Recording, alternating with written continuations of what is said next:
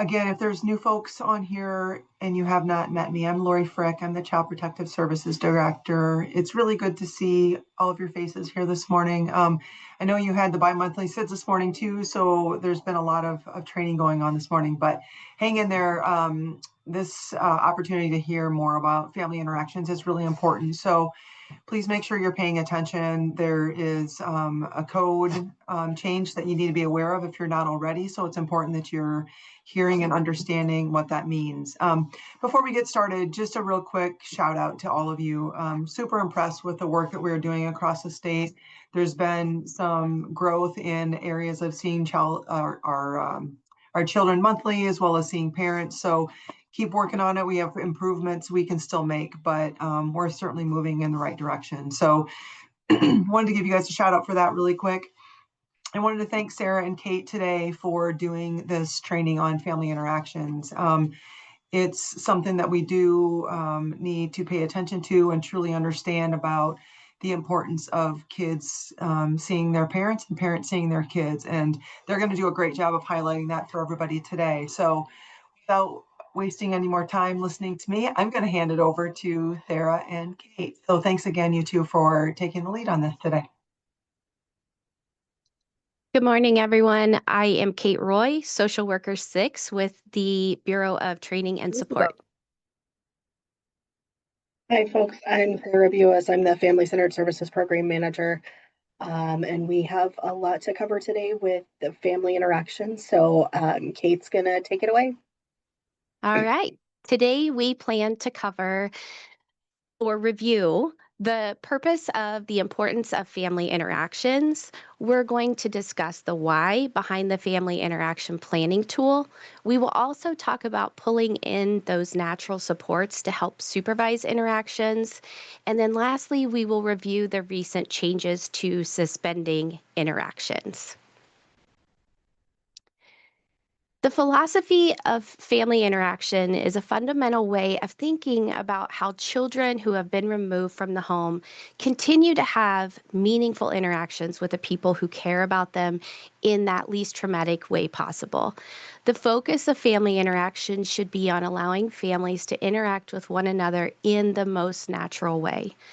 The purpose of family interactions is to provide a specific service to the family that will maintain and strengthen the parent-child attachment while also preserving the child's sense of belonging within their family and their community. These interactions help to achieve permanency as they motivate parents to meet case plan goals, which ultimately promotes timely reunification. Family interactions provide opportunities for parents and children to spend scheduled times together in a natural home-like setting when children are placed with another parent, kin, fictive kin caregiver, or in a family foster home. This time allows parents to practice new skills and demonstrate the ability to provide safe and developmentally appropriate care to their children in a supervised environment. That routine and frequent contact positively impacts both the children and the parents. Without these interactions, this relationship can deteriorate and both can become emotionally detached. When parent-child attachment suffers, we know reunification often becomes more difficult. Interactions strengthen the parent-child relationships and can reduce a child's sense of abandonment and loss while fostering a sense of belonging and promoting that healthy child development. As families progress with positive parenting skills and consistency, the level of supervision lessens, allowing families to spend more time together, resulting in earlier and safer reunification. Children and parents have a right to continue to build and maintain meaningful connections with each other while the children are placed outside that family home. Siblings also have a right to maintain meaningful relationships with each other when they're in separate placements. With that said, the family interaction plan should be team-driven with a family focus that is child-specific. The plan should involve the parents, child, and caretakers in the development and the ongoing assessment of the plan.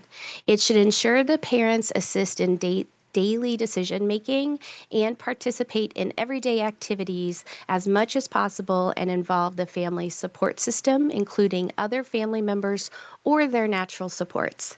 The plan should include and promote the family's individual strengths while respecting their culture, faith, and family rituals. The interaction plan should also be responsive to the child's age and their developmental needs. The Family Interaction Plan, or FIP as we refer to it, initiates and instructs how family interactions will occur and should be developed as soon as possible upon the child's removal. The plan should be reviewed at least monthly with input from the parents, the placement, the child if appropriate, those who are supervising interactions, providers, and anyone else who's involved with the family's case. Additionally, the family interaction plan should be reviewed at every family-focused meeting. If there's been little or no progress towards developing protective actions or meeting case outcomes for at least 2 months, a meeting should occur to problem solve and modify the plan as needed. The Family Interaction Planning Tool helps to determine recommendations when developing the family interaction plan, including the level of supervision, where the interaction should take place, as well as the frequency and length of the interaction. The planning tool should be completed for each parent-child relationship or depending on the family situation. Family interactions may require supervision for a variety of reasons, all relating back to the safety of the children. As I mentioned earlier, the interaction decision tool helps to determine types of interactions, including the level of supervision. The interaction should be built around typical family activities like meals, doing homework, playing, and those basic care routines. Regarding the varying levels of supervision, an unsupervised interaction does not require an individual to supervise the contact. If an interaction is semi-supervised, an individual authorized to supervise contact should make multiple drop-ins during the interaction. For those instances involving relaxed supervision, that doesn't require those interactions to be fully supervised. Interactions supervised by our natural supports allows us to explore relatives, kin, fictive kin, or foster parents as interaction supervisors. For professionally supervised interaction, this utilizes a contracted provider, an HHS worker, or other child welfare professional to supervise the interactions to specifically address any behavioral, developmental, relational, or any safety concerns during those interactions. Therapeutic interactions are supervised by a therapist or other child welfare professional who's trained to address an identified need of the parent-child relationship. Then we may have some instances where no interactions or a suspension of visits is recommended, which will be discussed in a few more slides. During interactions, the parents are responsible for the care of the children and providing necessary supplies for the interaction. The provider should not be the sole caretaker during an interaction. Despite whoever's supervising the contact, it's important to check in regularly with the parents and children to discuss how the visits are going. Talk to the family about their comfort with their support, whether visits occur at the agreed upon frequency, and if they have any questions or concerns. Also, check in routinely with those individuals supervising interactions. We want to ask them, have there been any safety concerns? Do the parents have age-appropriate conversations with the children? Do the parents need prompting to meet the basic needs of the child? How does the child respond to the parent upon their arrival?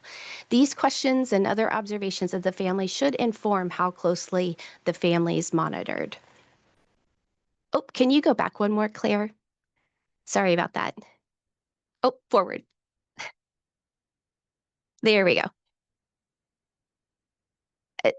I've reiterated a number of times that interactions should occur in the home or the most home-like setting whenever feasible. The child's home of origin is always the preferred location. Other options could include the other parent's home, a kin, fictive kin's home, foster home, or another environment that's designed to be as home-like as possible. A home-like setting includes comfortable spaces with age-appropriate activities and an appropriate space to feed the children. The tool walks us through the structured process to help us determine where the visit should occur. For instance, if the family's home is physically safe and deemed appropriate, visits should occur in that family home. If, however, the home is not appropriate for visits, but they have a relative whose home has been deemed appropriate, visits should occur in that setting if possible. In the event we have a situation involving a no contact order, again, the home-like setting takes priority. When one parent has a safe, appropriate home setting for interactions, the interaction should not be required to happen in a neutral setting. We highly discourage arranging those visits to occur back to back at the same location just to to maximize those 10 visits. This interaction supervision decision tree, that's a mouthful, should look familiar to everyone as this is an overview of the interaction process. We start the development of our plan with Section A to identify any immediate restrictions to visits. Then Section B goes on to develop safety concerns or increased risk to the child that may impact the interaction. And then for additional information and a more detailed breakdown, Sarah's going to cover that as well as expectations with the new supervision of interactions. Thanks, Kate. So on the interaction supervision decision tree, there are 6 questions. First one is we're looking at those restrictions on interactions. If we have a court order saying that interactions may not occur, there's a no contact order or some sort of a directive from the court saying that there should not be interactions. Even in those cases, we still need to be thinking about what does the parent need to do in order for interactions to resume. And sometimes we may have a recommendation from a therapist or other professional who's involved with the child that interactions are not in the child's best interests. And in that case, we need to seek a court order. Due to some recent legislative changes, it is only the court that can suspend interactions. So earlier this year, the Iowa legislature made some changes to this section of the reasonable efforts language in the Iowa Code. It requires a court order to, or a court to find that substantial evidence exists that family interactions, whether supervised or unsupervised, would pose a serious risk of physical or emotional harm to the child. So what that means is it's probably not even going to be enough for a therapist letter alone to suspend interactions. We also need to be describing what's happening during the interactions or what has happened that has resulted in that recommendation being made, what behaviors are being observed during interactions, how is the child responding to the parents' behaviors, um, and not just in the interaction itself, but is the child having trouble sleeping every night? Or are they becoming super anxious and dysregulated earlier in the day prior to an interaction? So we're communicating with those other professionals that are involved in the child's life to get their information as well. And then we are required now to submit a request to the court to be able to suspend those interactions. And I very, very strongly encourage all of you that when you are submitting that plan, you are also including in there the specific things that the parent will need to do for us to be able to go back to the court and say, we believe that resuming interactions is safe and appropriate at this time. And so that means that if we're stopping visits, stopping for more than the duration of a single visit, we have to have a court order. We can no longer decide to do that on our own and inform the court later. We have to have a court order in order to be able to do that. Guidance from the AG's office indicates that in the event that there is some sort of thing that happens during an individual interaction that creates an unsafe situation or a very, very high risk situation, imminent danger, the provider can still end that visit and inform the parent where I'm going to be in communication with the HHS worker prior to your next visit on this day at this time. We need to be really careful about that, that we're not giving the parents the impression that we're suspending their visits, but that we are ending an individual visit because of a specific safety issue. We cannot end or suspend interactions on our own. We have to have that court order to be able to do so. So it's going to be really important to follow those instructions.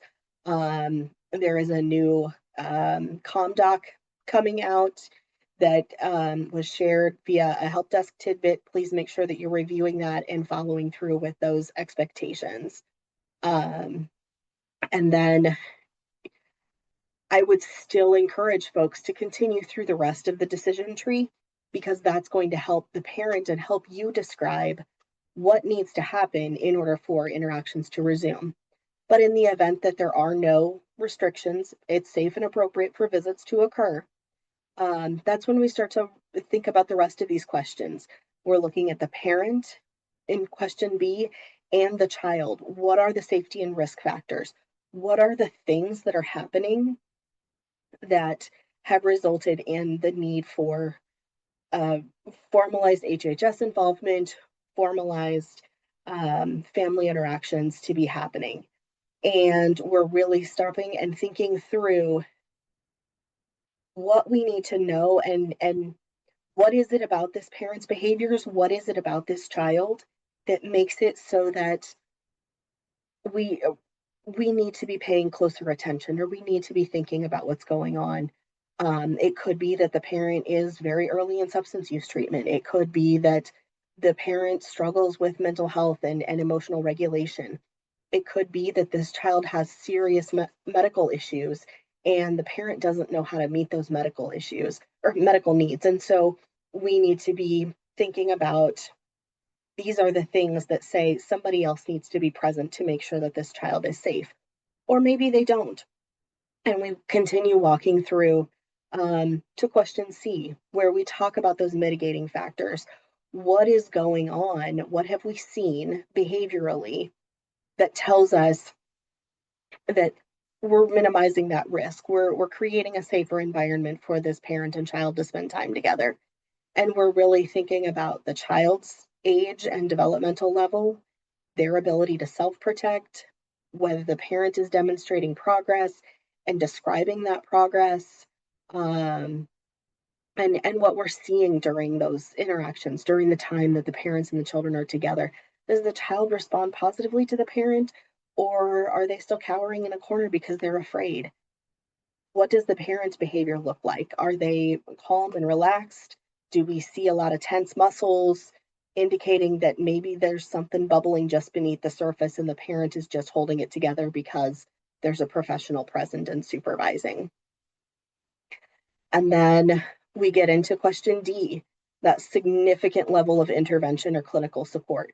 And that's going to be those families that maybe there's a recommendation for therapeutic interactions because there are specific relational issues that need to be worked on with a trained therapist. Or, maybe this is a parent whose cognitive skills are questionable and we have a medically fragile child. And we really need to think about what it's going to take for this parent to learn the skills necessary to care for that child. And we're really thinking through those things and how we can make this a safe and appropriate environment. And then question E is our question about kin and fictive kin, relatives, foster parents, neighbors, friends, teachers. I have regularly heard stories about a mailman who had a significant relationship with the family because he saw them every day. Are we thinking about those folks and have we talked to them? If we've talked to them, we need to be documenting that here and saying, I talked to this individual, they're willing to supervise, waiting on background check, or they're approved to supervise in their home. Home has been checked out, home's okay. And I think this is also a great space for us to even list those relatives that maybe aren't appropriate to supervise. Like maybe we have grandma who loves this kid to pieces and loves to see them and spend time with them, but they just don't have the physical ability to provide that supervision. We're documenting that they're a part of this child's life, though, and then later on in the family interaction plan, we're also thinking about how can we help this child maintain that relationship with that grandparent.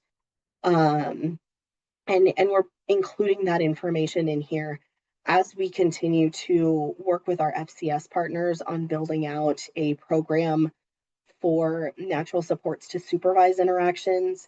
It's going to be really, really important that we're documenting this information in the family interaction plan so that our providers know who to contact, who to set up training with, and they can start to build those relationships and work with those individuals on being able to provide safe and appropriate supervision.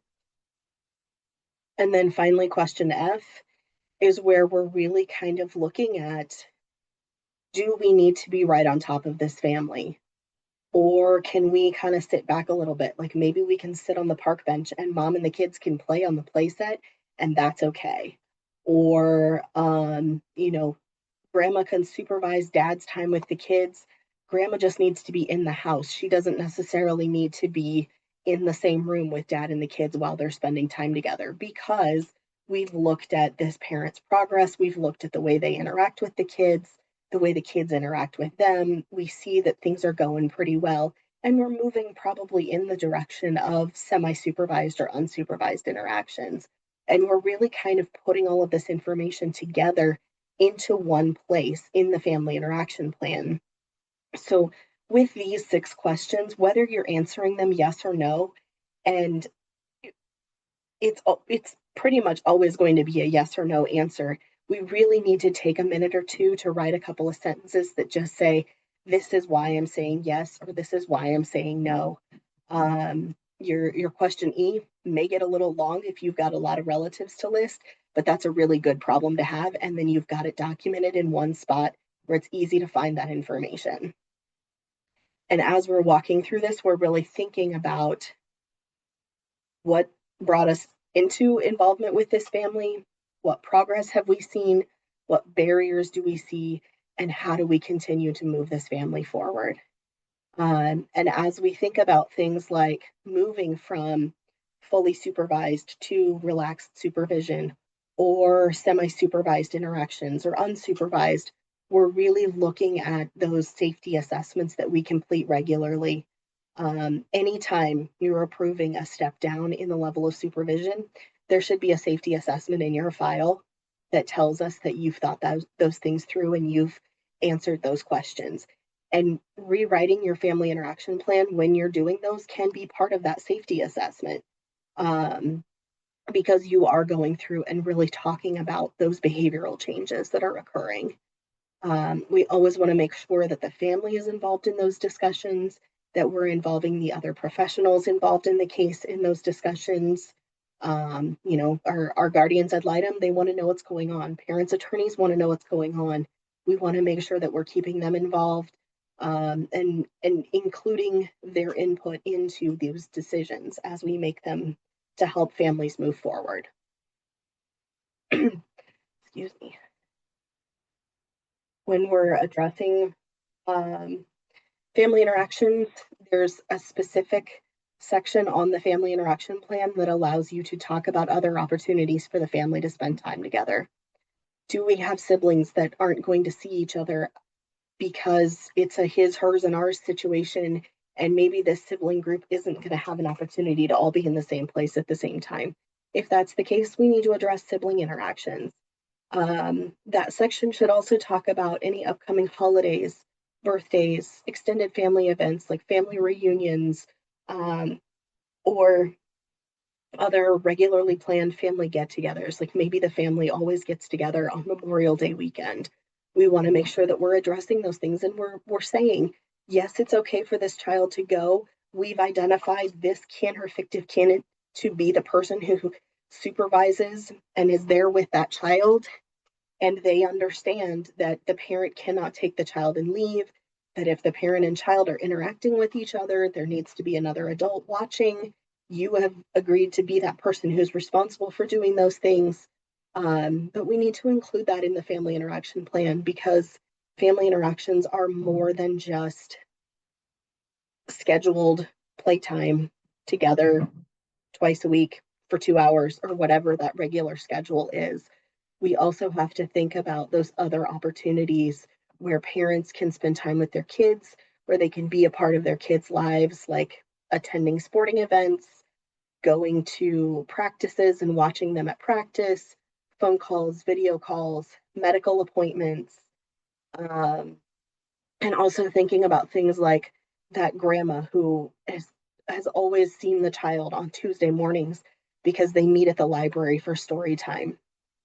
Would the foster parents be willing to take the child to the library so grandma and the child can continue to maintain that relationship and continue to go to story time together each week? And really thinking about those other opportunities for kids to maintain connections, which is not only an important part of their lives, but it's also important for us as professionals to acknowledge those and recognize those and set those kids up for a sense of safety and connection to their family by having those opportunities to see the people that matter most to them. Some of our school age kiddos, it's not always possible for us to keep them in the same school. We try our best, but sometimes that doesn't happen. So then how do we maintain their relationship with their school friends? Are there ways that we can get them involved in an after school activity that they can still participate in and be a part of that normal day to day that they would have been a part of if they were still living at home? So we want to make sure that we're not just talking about those things, but we're also documenting them in the family interaction plan, because that really shows that you've done that work and it shows that there's that effort and um, that intention with maintaining those connections for a child because family interactions, it is that philosophy about maintaining connections to their home and their community. It's so much more than just the time that we have scheduled under a family interaction service um, with our FCS partners. So we just want to continue to focus on the essential function that family interactions serve. Kids need to see their families, they need to see their friends, they need to see the people who help them know that they matter and that they're important and that they're not out of sight, out of mind. We want to develop effective strategies. We want to make sure that the time that kids have with the people who matter to them are consistent and beneficial and that people can get there so they can be a part of it. And we always want to make sure that we're using the planning tool, family interaction plan. We're walking through the decision tree, we're answering those questions, and really providing that detail that not only shows that the work is getting done, but it's something that the family can look at and say, you see my family as people. And we're going to make sure that we maintain those relationships and maintain those connections for these kiddos and their parents. It is critically important work. I know it's a lot. It's not a short document. I know that, and I know that it takes time to fill it out. But when it is done well, it really tells so much of the family's story and helps them see not only what the plan is as far as when they're going to see their kids, but also helps them understand what specifically we're looking for as professionals to get back to a place where their children can safely live at home again. So we just want to keep working on those things and keep developing our skills as professionals. Claire is going to drop in the chat an example of a family interaction plan where we've really gone through and answered all of those questions. And it doesn't take a lot. It's just a couple of sentences, but it really does make a huge difference in understanding what's going on with a family and what it's going to take to help them move forward. And with that, if folks have any questions, we are certainly happy to answer them.